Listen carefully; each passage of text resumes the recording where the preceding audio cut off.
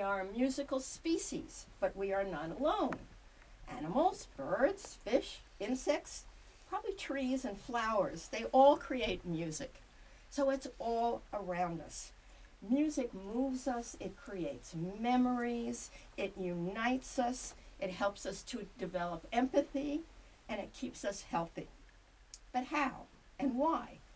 Where in our brain do we process music? And do we all hear music the same way? We have a great panoply of guests today to discuss all that. Some of them are performers, some of them are not.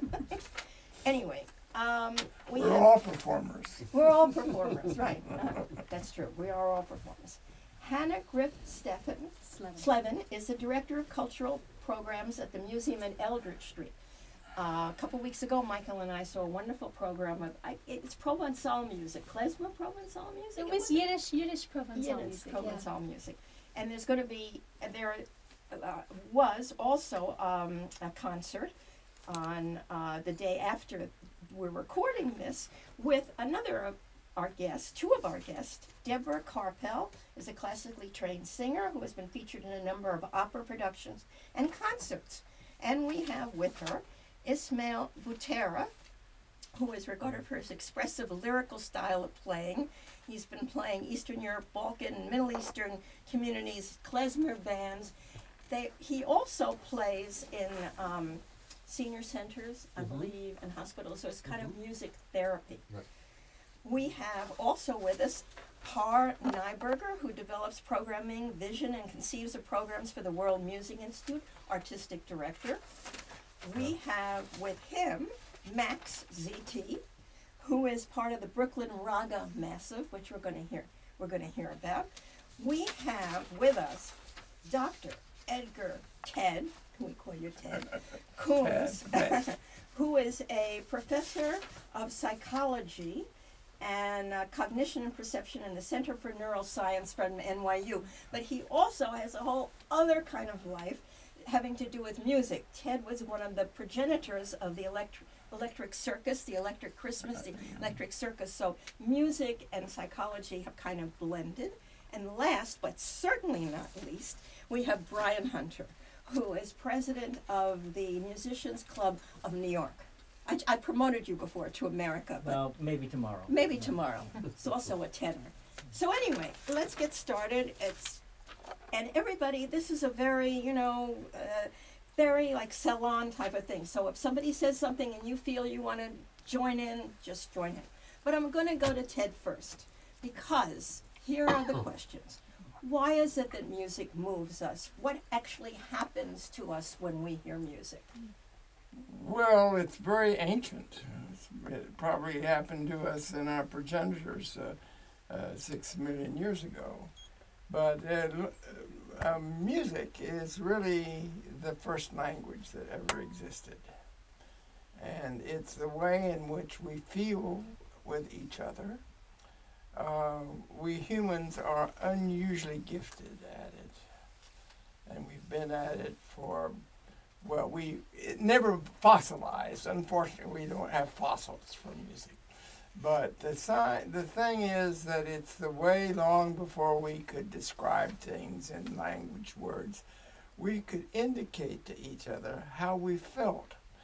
Not only how I felt about me and wanted you to be that way, or how I think you might feel that want me to feel you. And so in some ways, we honestly come by the notion that music is the universal language, long before language, the words ever came into existence. It's also people that can't be reached by other means. Oh, absolutely. In fact, I was just on a program about 2 weeks ago in which one of Oliver Sacks's collaborators, who is a music therapist, it's Connie Tamayo, and she gave many instances in which You might not be able to say what you want, but I can sing what I want. Really, that's amazing. Amazing. Do you find that, Ishmael, when you go to some Oh of the... yeah, in the nursing homes and the hospitals, but also we're at the Memory Center. I work at the New York Memory Center in Brooklyn, and a few days a week I find that I'll play a song, Mhm. I'll sing something, and then somebody would say, "I remember that song when it came out." Yeah. These are people with the onset of dementia, Yeah. and they'll say, "I remember when that song came out. I remember what happened that year. So and so was president. Yes. Yes. I remember this and that." It sparks memories from years ago that they forgot. You know? Deborah, you coined a phrase just now. Oh, yeah, I've said I've always thought of music as time travel, that the best way to do it, and you see it. Ismail and I have played together in a lot of those nursing homes, and you see it bring people alive, just all of a sudden presence in their faces. That Amazing. might have Yes. been It's amazing. just kind of zoned Yes. out before. Yeah. Now, Brian, you were saying, I did not have a chance to read this book. I know This Is Your Brain on Music, right? Yeah. Can you talk a little bit about that? Well, first I'll start by saying that I became president of the Musicians Club kind of in a kind of a sad way. My partner passed away, and I was kind of thrown into it. And it is a classical music nonprofit organization, and like most classical music, it was struggling. And I thought that if I kind of grounded myself in what value classical music had, that that could certainly lead to my enthusiasm, if not being able to get more support for the group. So the first thing I did was one of our major founders was Walter Damrosch. And Really? yeah. Wow. He was our president from 1913 to 1917, and then he served as honorary president and advisor till his death in 1950. Really? And his great niece was, as it turned out, I was reading about Damrosch, and Elena Manis had written a book on the power of music, and each chapter had a very interesting story of an individual who was either had some kind of a brain damage or whatnot, and the ability of music to interplay. And of course she mentions Oliver Sacks quite often, but that also led me to This Is Your Brain on Music by Daniel Levitin, and yes. again he mentions Oliver Sacks again. Yes. So in any event, it did give me a sense that not only about the value of music as far as our ancestors way back go, but also to the very important development of the brain on an individual. The statistics on people who studied an instrument as a child, for example, becoming, the percentage of them that are doctors is higher. Other professions that require a lot of IQ, well, a lot of them have, coincidentally, and they're still doing a lot of work on this. So in any event, that is part of my thrust now, to try to get people interested in the Musicians Club of New York, which we create free concerts, and we have competition for young artists that goes from strings to winds, brass to piano to voice each year. And we are, in a nutshell, we're in the black now for the first year. Well, our treasurer will have to announce that in May, but it's my belief that we're slowly, gaining interest and members, and so I think that part of it is my constant harping on how valuable music is to us and to your children, that kind of thing. So, Do you want to add something? Well, when I was a kid, in my home, probably about 5 or 6 years old, my mother pointed over to a bookcase and said, "See, that's full of magazines. That is the magazine Etude. And if you want to grow up to be Yehudi Menuhin, you have to practice." Practice. Tell us a little bit about the Electric Circus and the Electric Christmas. Well, which I believe I that went to. goes back to 1967, so it's way back. But it was a very interesting experience. I had been at there was this disco. It was new in town called the Electric Circus, and I went in there one Sunday. They were doing the Mothers of Invention. They're auditing them, and I didn't need any drugs. I just got off on all of the flashing lights and also mixed in with Mother's Invention with some Bach and some Beethoven and a bunch of stuff. And I said, this has got to be a very unusual thing. So one of my friends ran the New York Pro Musica Antiqua, and I went and I says, you've got to perform this, you've got to get up there in this old music stuff, because some of it sounds like new music. And he just politely said to me, well, why don't you set it up? And I said, me? Set it up? And I tried to, made about 5 or 6 stabs at going into the Electric Circus's office and getting cold feet. And finally, on the way down, after one day, here I'm about 35 years old at that time, and a man was coming up, and he says, "Can I help you?" And I said, "Well, I'm looking for the owner or manager of the Electric Circus." He says, "Well, I'm him. What do you want?" And when I told him what my vision was, it finally ended up. I won't go to all of the detail; it's too long, but. It ended up going to Carnegie Hall, something called the Electric Christmas. And that was the first, it was about the first multimedia that the Carnegie Hall had ever had. I didn't get an awful lot of credit for it because there were lots of big people that raked off a lot of glory from it. But I did get a title called the Consulting Psychologist of the Electric Circus. I think we all need a consulting psychologist. So anyway, that was kind of that. But that started a bunch of things that went on for the next 3 years. So you were in the psychedelic era. This was absolutely psychedelic, and it came to an end. It came to an end when we changed presidents. So never mind about Quick that. question, did you happen to know Oliver Sacks? Because I understand he was a bit of a party animal. Well, I didn't know him.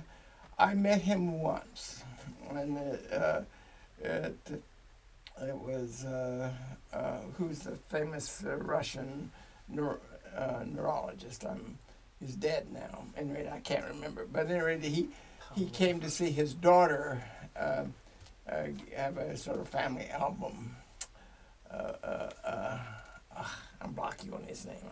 This is one of these things when you get to a certain age, you can't. We have to play some music. Play some Yeah, music. play some music. Anyway, Trying to never guess your mind. age, 35 in 1967. Yeah. I was 35 in 1967, yeah. But I saw Max. I saw you were shaking your head yes when Ted was talking about the Electric Circus. I know you're not old enough; you weren't born then.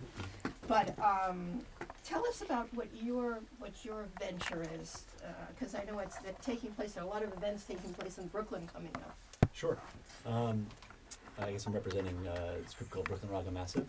Brooklyn Raga Massive is this big, massive collection of people that support Indian classical music and the offshoots that they create, including kind of just like Indian-inspired music, small ensemble, large concept pieces. Par and I are actually working on a project in September of this year where it's Brooklyn Raga Massive people performing the music of Coltrane. We're going to be doing that at Roulette. Coltrane had a strong affinity for the music he named his son Ravi after all. Is that Ravi? Yeah, Shankar? that's named after Ravi Shankar. Oh my goodness. And Alice Coltrane is super influenced by Indian classical music. Coltrane? Coltrane, oh yeah. Yes. So, I mean, in terms of making this relevant to what you guys are talking about now, language is a major part of Indian classical music, and They base their music off of something that's called the raga system. Ragas are essentially scales like we have in the West, but each one of them is kind of approached at like language, which is pretty cool. They have each raga has its own set of vocabulary, grammar, form, shape, and the purpose of it is fluency. So you're supposed to learn all of the rules, forget all the rules, and then improvise within the structure, similar to language, like we're doing right now. You know.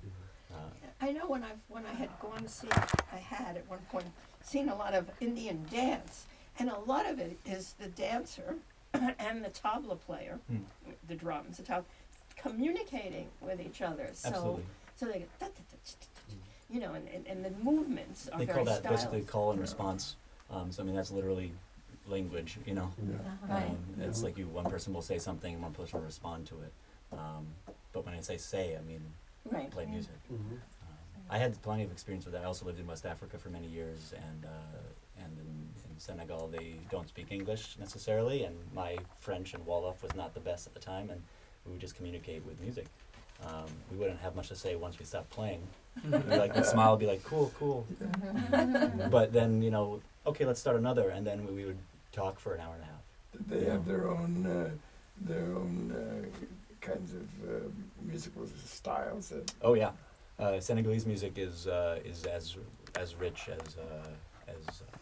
in my opinion, as rich as Indian classical or Western really? classical.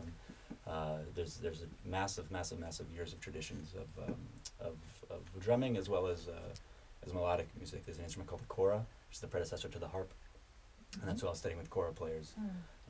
And I was mostly fascinated at first by drumming, but then got really interested in the melodic content of the culture.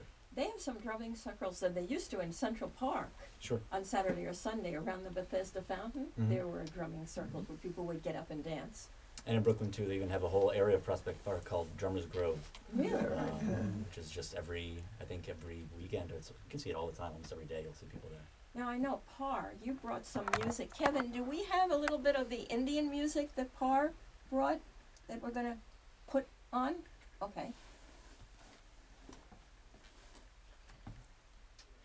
We just continue and you'll put it in later. Okay. All right. That sounded great. That's wonderful, That's right? awesome. So, Par, tell us a little bit more about the World Music Institute. I know it was started in 1985, and it has brought in a lot of music that nobody thought to bring in. Iranian music and Laotian music, a lot of Indian music, in addition to American sort of gospel music and stuff like that. So, tell us a little bit about you know how you program it. What are the criteria you kind of? Sure. Well, I mean, I think you're right. Certainly, we're in our 30th anniversary concert season. We're at the end of it now. Concert of what? World Music Institute. Okay. But essentially, what we do is we program a concert season every year, Okay. and we present at various venues throughout New York City. And this is the 30th anniversary concert season. Oh, wow. And in terms of actual years, we're now, this is now the 31st year that our organization has been in existence. And you're right, certainly throughout the history of the organization, we've brought a lot of music to New York City and the United States that no one else was bringing at the time. And certainly the gentleman that started the organization, Robert Browning, was very much a pioneer in that regard. As far as what I do programmatically, I mean, there's a lot of different criteria. Certainly, trying to bring artists that no one else is bringing is definitely one of those criteria. This concert season, we had Kassem Madi Diabate from Mali at the Metropolitan Museum of Art. And it was actually the first solo tour he's ever done of the U.S. And he's one of the greatest musicians in Africa. Salif Keita, for example, calls him the greatest singer in Mali, and most people think of Salif Keita as the greatest singer in Mali. So, to give you an example, but he's never done a solo tour of the United States, and we brought him here, and we did a concert in the Grace Rainey Rogers Auditorium at the Met. Quality is a big part of it. We have concert series within the season. So, for instance, this season we had the Masters of African Music series, which the Kasimana Diabate concert was a part of. We often do a Masters of Indian Music series. Indian classical music's always been a big part of World Music Institute. This season I did a Masters of Cuban Music series. So we had artists like Chucho Valdez and Arturo Sandoval. Chucho Valdez, his original group was called Irakere, and he actually did the 40th anniversary of Irakere in homage to their work, and it was pretty incredible. And then, Arturo was actually originally in Irakere with Chucho. Now all those guys have split up for various reasons. Some of them musical differences, some of them political differences. But we thought it was interesting to have the Irakere reunion, and then also have an Arturo Sandoval concert. And we did Buena Vista Social Club also as part of that Masters of Cuban Music series. And with respect to what you were saying about the Indian classical dance, we always do an Indian classical dance festival every year called Dancing the Gods. Oh, it's coming up, isn't it coming up? That is, yeah, April 22nd and 23rd at Symphony Space on the Upper West Side. We're doing Dancing the Gods again, and that's always a really incredible event. When I was looking at all the things that you've done, two things kind of popped out of me. One was trance ceremonies from Morocco. When I was in Morocco years ago, 20 years ago, with my French class from the Alliance Française, we had a wonderful teacher, but we never knew where we were going, and she never slept, so we never slept. So one day we find ourselves in somebody's house, right, and this big meal is prepared, and then we go into a room, and there are trance dance musicians from Mali or Morocco, and they're playing, and the beat of the drums really gets into your heart. You start to really feel the little other stuff going on and all that kind of stuff, and it was terrific. All of a sudden, they brought in one of the young women who had served us dinner, and she went into an absolute hypnotic trance. She was on all fours. She was just really in a trance. And when they wanted to take her out, you couldn't just take her out fast, They had to kind of gradually take her out, pour rose water over her head. It was really it was amazing. It was an amazing, and the other name that popped out at me was Olentunji, which is a long time ago, maybe before. He's a drummer from Africa.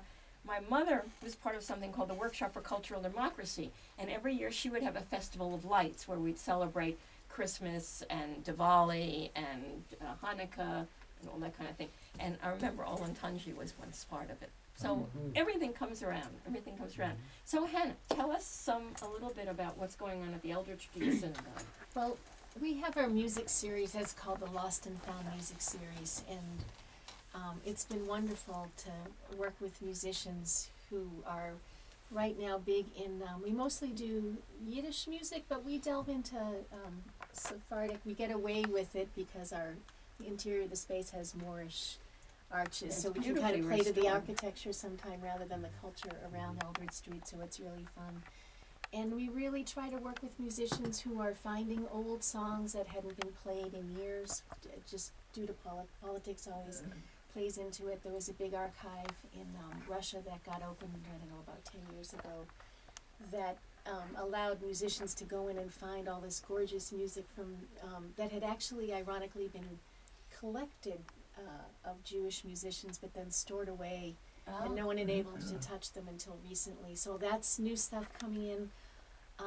If you had asked me when I started 15 years ago that Yiddish and klezmer music would stay at the same volume and that there would be a new generation, I would say not really. It seems like it had its rebirth in the 70s and was going along, but really wasn't stimulated. And then about, 7 years ago, all of a sudden there were all these young people finding it even more and composing in Yiddish and stuff. It's just been really, really fun for me to see who's around, and then our space. I have in some ways the best office. It's this 1887 historic synagogue that was an elegant wreck when I started, but we restored that space. Where is it?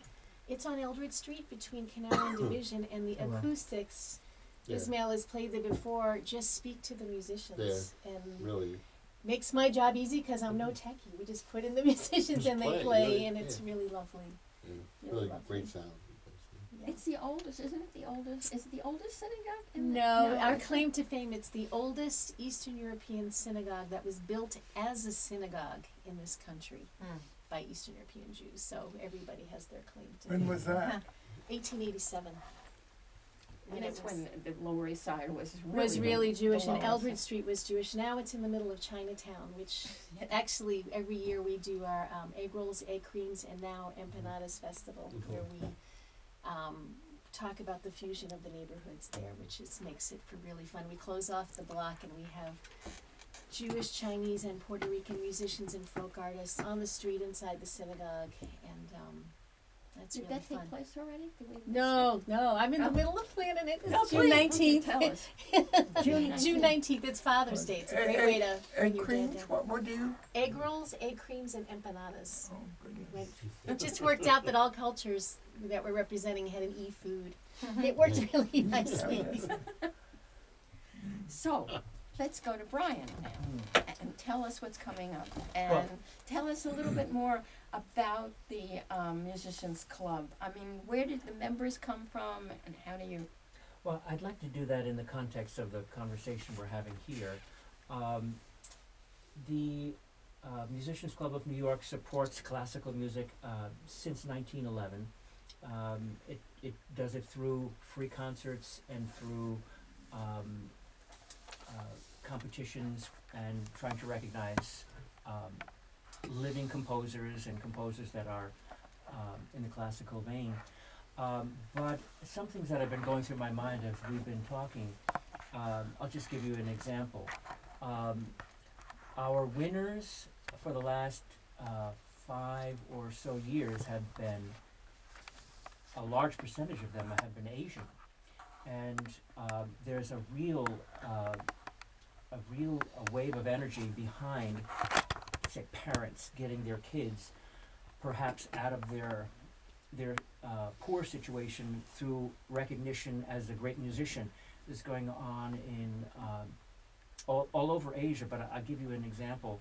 I was speaking to a winner of the Cincinnati piano competition a few years ago. He was South Korean, and I was noting that in the younger age groups, they had a competition for ages 14 and age 12 and age 10, that Chinese were winning all of these younger age groups. This is about 10 years ago, a little less than 10 years ago.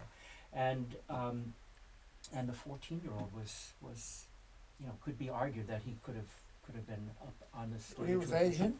They were all Asian. We're all Chinese. I don't know, don't take this as a negative, but it used to be called the Yellow Peril in the... Well, you know, the point of this this gold medalist was that if you take all of the people in South Korea and North Korea combined, you have 38 million people. There are over 40 million students of piano in China today. Oh, You have the wild stories of like the father building a piano out of scrap wood and everything. But I spoke to Gary Graffman years ago, who was he was the president of Curtis, which is an all scholarship classical school, and it's all a meritocracy. I mean, in the day you had people like Leonard Bernstein and himself and other, as he called them, Eastern European Jews who were winning all of the scholarships at Curtis, for example, and Juilliard and other places, because it was their tradition. Their parents got them young. Yeah. Well, that's what's going on in Asia That's right. for this thing. So I kind of think of like that's also one way to get out of the ghetto is to be the heavyweight champion of the world. It's an energy that is economically related, but also the other point that I got from this discussion is how important it is for musicians and really for everyone to hear other people's music. It really creates in your mind as a musician more possibilities, and you can say that the profession of music and the industry of music has perhaps matured to a level that it has its own energy that it's responding to, which is mostly a commercial vein. However, you'll find a lot of the top musicians sneaking into the back of classical music, probably showing up at the world music concerts as well, because we know that we need it. We need it to grow. We need, and what will come tomorrow, who knows? But I think that the more people hear each other, first of all, as a source of enjoyment, as a source of amazement at what this world of sound and what this world is all about, it just opens up our eyes in general. So that's my But thought. we don't all hear music the same way, or do we all hear music the same way when we hear Well, music? it's I won't answer that quite exactly the way you want, but we start out hearing, interestingly enough, we start out hearing probably music when we are fetuses in the womb. In the third trimester, the auditory system is very well developed, and we can actually hear through the abdomen wall. And it turns out that infants that are born prefer to listen to immediately songs their mother sang to them while they were in the womb. That's it. And there's also another thing that may go into making music a universal language. It's very odd, but of course, first of all, music as singing is probably maybe the oldest form of music that we know. And mothers, when they're nervous, when they're upset, they usually don't sing. But when they are singing, it's probably because somehow or other, either in some ways they are feeling at home with their music, even sad music. And it seems like while the mother is singing, there's oxytocin being released into the womb. So the infant may come into the world already biased toward music. So if this oxytocin is being produced, if I sing, not being pregnant, am I going to get a high? Am I going to get a kind of a high? Try it and Probably. see. I know. I'm Can't looking hurt. at the singer in the room. Yeah, So joy in singing. do you You're feel right, yeah. getting? Oh, it feels so well. You're breathing. You're vibrating. You're something's. It's Your gotta body feel is the good. instrument. You know what? Yeah. This may be a good point at which you could take out the accordion and play us a little, and we can hear some, some music. We can all get a little boost can of all feel the serotonin chord. and feel a little euphoric. Oh, good. And I said, what? And that's See if this sparks memories from the the lullaby. womb. Yeah. Yeah, Well, what? he just made me think of singing a lullaby would be a good Yeah. thing. What are we going to hear? Tell us what we're going to hear. So this is a famous Yiddish lullaby, Rozenkis mit Mandeln. Because as soon as I heard you speaking about the Oxytocin. the oxytocin, I thought this is you a could good all use a little oxytocin song. burst of that. Right? In a winkel cheder sitzt die Alone Passion allein. Il ben Junge in der witzige Seite und singt in zum Schlafen a Lied der Laschen.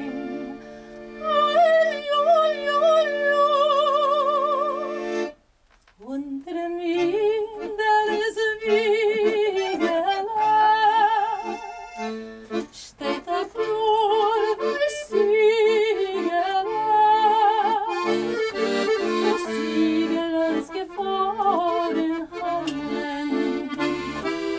Was wird sein, mein Blut?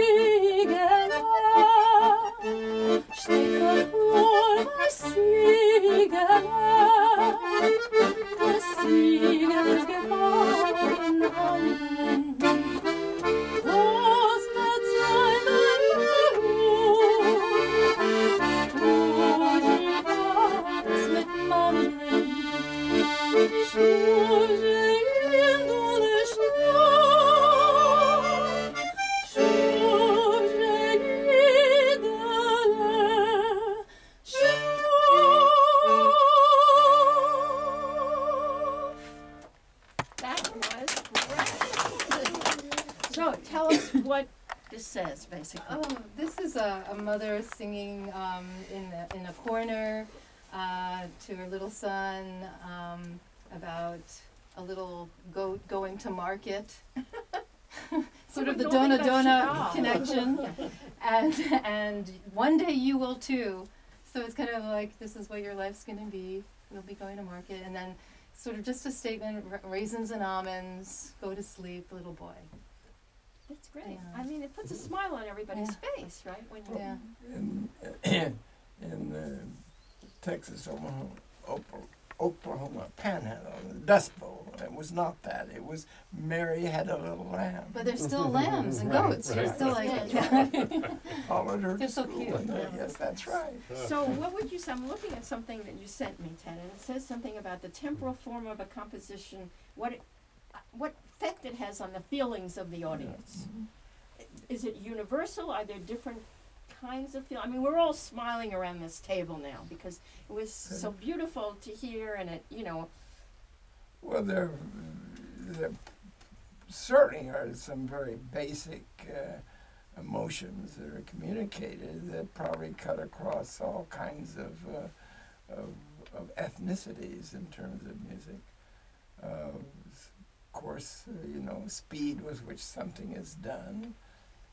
The faster it goes, the more energetic it may be.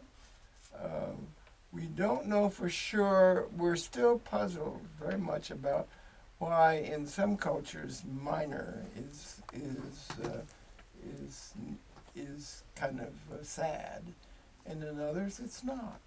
So some things we're not quite sure about, but there are some very basic things that look like they ring true, and they may have to do with such a thing as the rate at which your heart beats, or the blood pressure pounds, or so forth.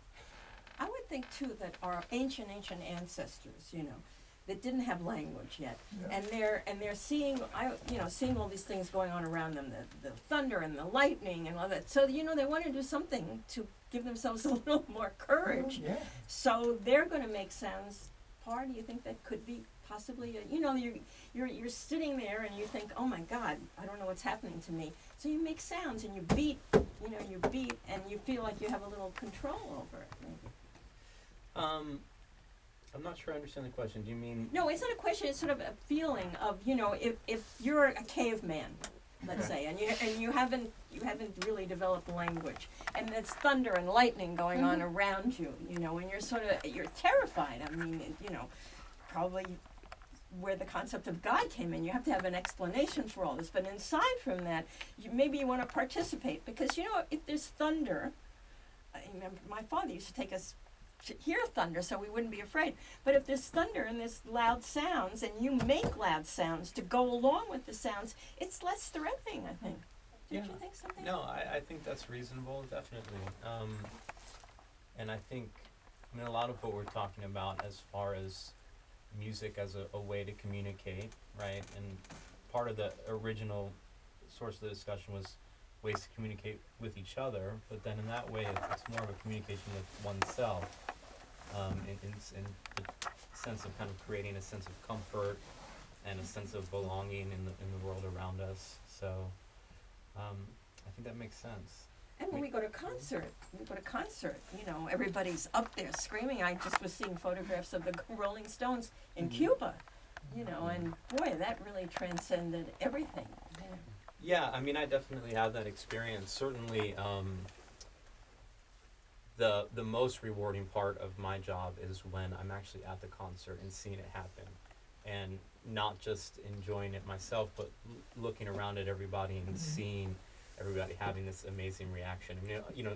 To be perfectly honest, a lot of the logistics of planning it can be really painstaking and not a lot of fun. I can tell you about that too, right? Yeah. But then, we just did this Africa Now festival at the Apollo. We do it every year at the Apollo, and it was this Saturday night, this past Saturday.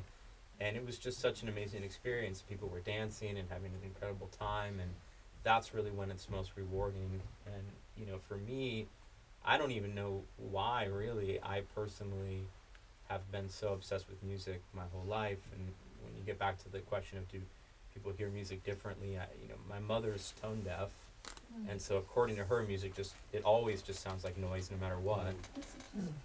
My father's always been really into music. I grew up on a lot of Otis Redding. My father was a big Otis Redding fan. And for me, it's just something that I've been so consumed by my whole life. And with respect to kind of creating that sense of comfort, sure, I can imagine if I was a caveman, that might be the case. For me now, I'm a big vinyl collector. I don't know, when I'm in a bad mood, that's what I always do. Me too. I Me put on a too. record and I Yeah. just kind of zone out on the music, and immediately can bring me back to a good headspace. So I don't. I'm not a neuropsychologist, but I'm not sure I can explain it. Well, you don't need to explain it to feel it. That's Yeah. one thing. Well, the Yeah. connection with nature you're speaking of, if you look at traditional societies going back thousands of years, a lot of the ceremonies that they had at different times of the year were usually connected with music. And sometimes that music would reflect whatever they were celebrating, and it could be imitating the sound of thunder or lightning or the sound of birds or anything like that. So it's usually connected with nature in these really ancient traditional societies. And they say now, my mother used to play music for her plants all the time, Yeah. and they say that trees communicate. Do you think trees communicate, Brian? I think so. I think every living thing has a vibration. The thing that's been on my mind since you sang was to add a little Irish ditty that I know. Unfortunately, my accordion player Patty Noonan is not here today, so I picked a song in my head that's traditionally done. It's traditionally done without accompaniment, Right. and Sinead O'Connor did it. Other people have done it, and I do the first, second, and fourth verse. So the third verse makes it clear that she has gone. She is dead. So it's kind of a sad story, but it is what it is. My young love said to me, my mother won't mind, and my father won't slight you for your lack of kind. Then she stepped away from me, and this she did say, it will not be long, love, till our wedding day. She stepped away from me, and she moved through the fair, and fondly I watched her move here and move there. Then she stepped homeward with one star awake, as the swan in the evening moves over the lake. Last night I came to her, she came softly in. So softly she came that her feet made no din. Then she laid her hand on me, and this she did say, it will not be long, love, till our wedding day.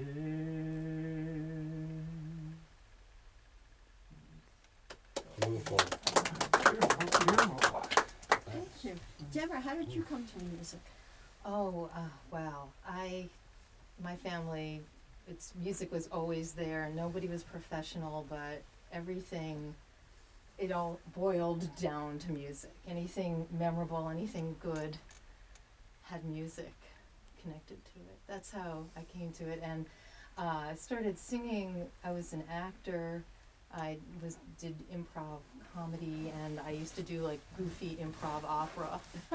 And somebody was like, "You could do that," and so I started studying. And then from there, I always sang other kinds of stuff and things like that. Ted, I want to ask you, you have a friend who is composing a klezmer.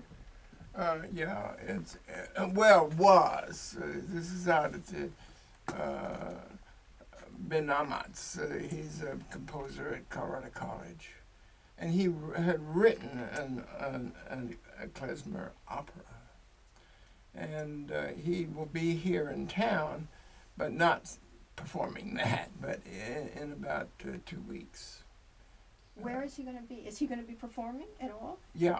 On the 18th, I think you told me, right? On the 18th? Yes, it's up at St. Paul Christ Church. It's on the west side. Give me just a second. I don't remember the actual details. Oh yeah, it's Ofer Ben Amatz is his name, and it's at the Christ and Stevens Church on. It looks like it's 69th Street. Oh, great. Hannah, you're shaking your Well, head. I taught for a semester at Colorado College. Oh, you folklore. did? Yeah. in the When was folklore. that? It was, I don't know, like 2003 or 4, and I met him. Through Yeah. it. So Oh, you. he called me up. I love music. I played the flute very mediocrely, but I have a huge appreciation because everybody in my family, both my parents loved music and infused it with us. So I've always been on the periphery. And when I taught there, he called me up one day and said, "I need you to come over and help me teach these students the hora." I mean, like, it was totally, Yes. and he played. It was just such a crazy moment. But we had mutual friends, and he's one of the people that made me feel really at home Well, there for the I semester. So I'll have got to my undergraduate degree at Colorado College. Oh, you did. Yeah. What a great experience. It's a great But place that to was be. before the block, way before that, Uh-huh. back in 1951. Before I forget, let's all go around the room and everybody give your website so that people will know where to find you. Okay, the Musicians Club of New York's website is I'll say it first, musiciansclubofny.org. So it is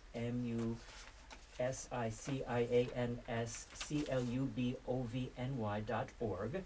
And our next event is actually the finals of our vocal competition. It's the Serge and Olga Kusevitsky Young Artist Awards on April 12th. That's Sunday at 3 p.m. at the Liederkranz Hall. Yeah, it's 6 East 87th Street, right near Fifth Avenue. Yes. And it's a very exciting event because, for one thing, it's a bit unusual in that the finals of a competition have an audience. And it's always an appreciative audience because it's free. So it works out very well. They get an experience in front of an audience. The judges get to see them performing to a live audience. And it's one of the big events of our year. This is Deborah Carpel, and my website is www.deborahcarpel.com. It's spelled DEBORAHKARPEL, and love for you to take a visit. And what's coming up with you? Well, tomorrow Tomorrow night is night, I know, but Ismail and I play together a lot, and a lot of different kinds of music we have. And I also have my own show, which I'll have to keep you guys posted about that, but I Yes. do it from time to time, and it's a one-woman show. We'll It's put it on about our website. music and families, so. Great. What's it called? It's called The Midwood Miracle. Okay. Ted, where can people So find well, my email is actually it's Edgar instead of Ted. It's edgar.coons. That's COONS at NYU.edu. But so you can get on the email with me. I would invite you either on Tuesdays or Thursdays at 8 o'clock in the morning, or at Mondays and Wednesdays at 3:45 to come and hear me lecture to 600 students. I teach the introductory course in psychology. I would love to do that. Oh, 8 you're o'clock is welcome. midnight Absolutely. for Just me, let but me know and I'll be glad. 3:45, that would be great. I will, definitely. Now, Max, tell us also about this